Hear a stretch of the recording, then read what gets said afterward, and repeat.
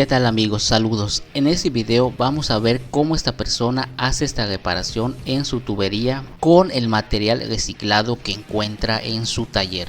Vimos que cortó la tubería dañada y luego procedió a calentar dos codos de PVC para colocarlos en las puntas de los tubos. Ahora vemos que procede a calentar con la termofusora una conexión que ya había hecho antes para posteriormente unirla a los codos de la tubería principal.